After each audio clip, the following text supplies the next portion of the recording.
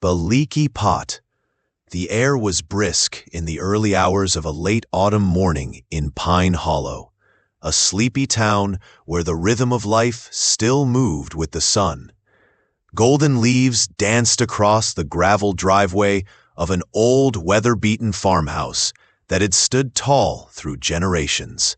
The scent of pine, chimney smoke, and fresh biscuits wafted through the open windows. In the distance, a rooster's crow cracked through the stillness.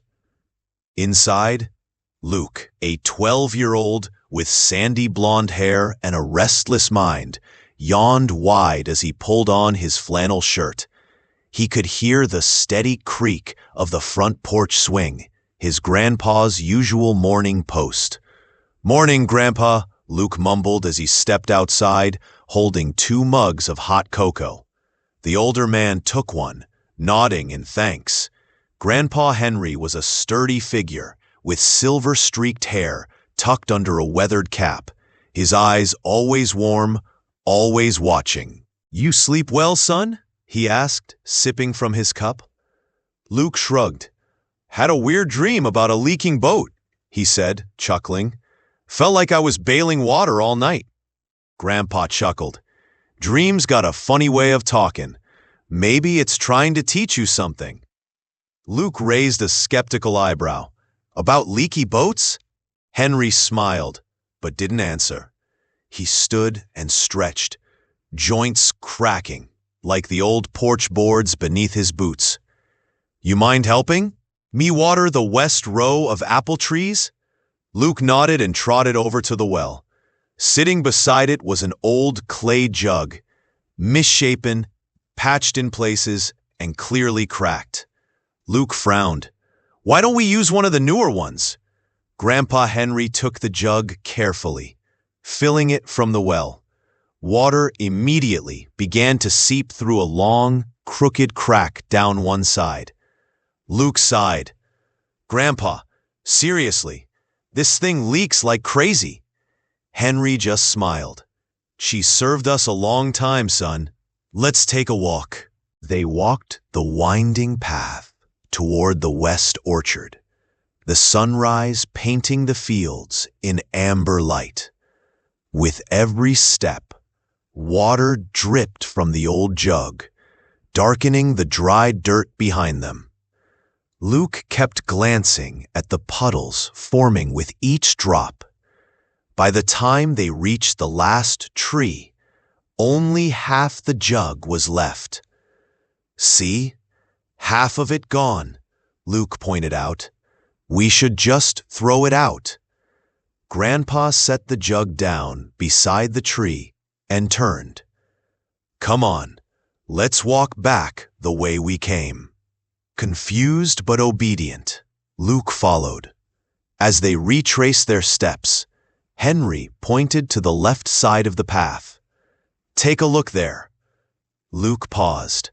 Small wildflowers, bluebells, daisies, and tiny sunbursts peeked through the grass, forming a delicate trail.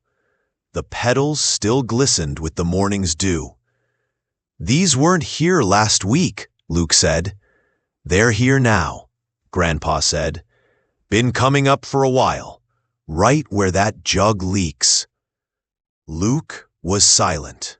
"You see, son," Henry continued, "I've been using that same cracked jug to water this path for years. Every morning it spills water as we walk, and now we've got this trail of life blooming behind us. The pot's got a flaw, sure, but it still gives." Luke bent down, brushing his fingers over a petal. "But it's broken." Henry nodded. "So are a lot of folks, in one way or another. Doesn't mean they ain't got value." Later that morning, they sat together on the porch swing. Luke had been unusually quiet. "You remember that spelling bee last week?" he asked suddenly. Grandpa nodded. Luke had missed winning by a single word.